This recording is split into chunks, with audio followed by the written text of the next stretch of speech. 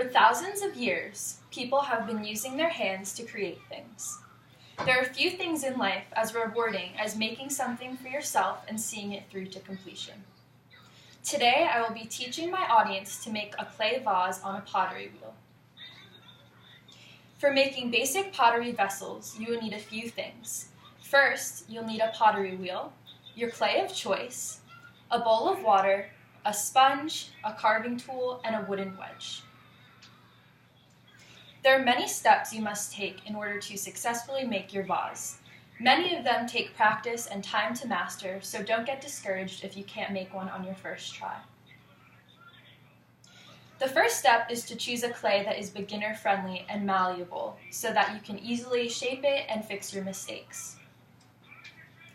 The next step is to flatten the block of clay and make small dents in it, rapidly with your fingertips to get rid of any air pockets.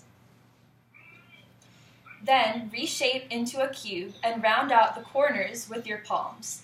This makes it easier to center when the wheel is in motion at a slow speed. The next step is to adjust your wheel station. Make sure your tools and water are in reach so that you can access them easily. You never know when you'll need to make your clay easier to manipulate. The next step is the first difficult one. You must take your cube of clay and position it in the center of your wheel head. And when you feel it is in a centered position, pat it down firmly to keep it in place.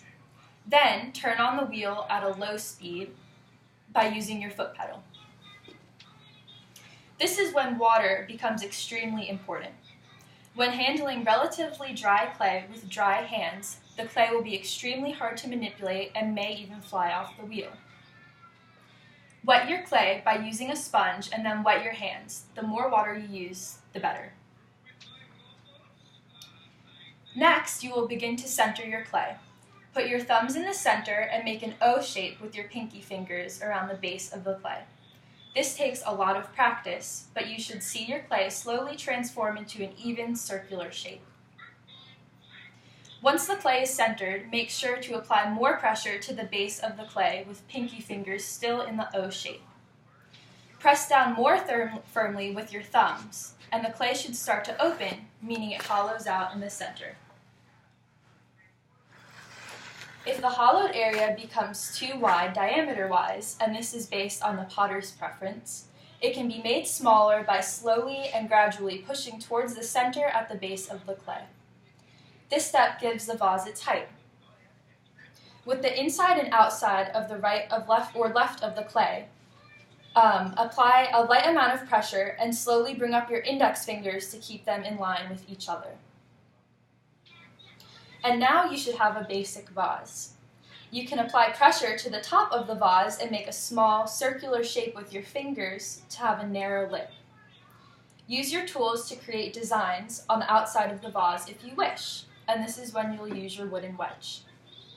You can also begin to dry off the inside and outside of your vase to remove any excess water. While the wheel is still turning, take a bit of metal wire to detach it from the wheel. Slowly run the wire evenly through the bottom of the vase to lift it from the wheel head. Let the vase then dry for a few hours. Then lift it off the wheel head and put it onto a dry surface on a new wheel head for up to a week. And now you should be finished. If you are a beginner, you should not be firing the vase yourself. Ask an experienced teacher, artist, or fellow potter to help you. But you can paint and apply glaze to the vase yourself. Glazes come in all different colors and textures, but be warned, many of them appear much different in the jar than they do on the actual clay when it is fired. Apply one layer evenly with a large paintbrush to the outside and inside of your vase and let it dry for a few minutes until you apply your next coat. The more coats of glaze you apply, the more vibrant the glaze will turn out, but do not paint the bottom because it will stick to the bottom of the kiln. After firing your vase, you should have an incredible piece of pottery in your hands, one that you've completely made on your own. Most clay and glazes, when fired, are safe to use, so your vase can be used practically. I hope you enjoyed my demonstration, and thanks so much for watching.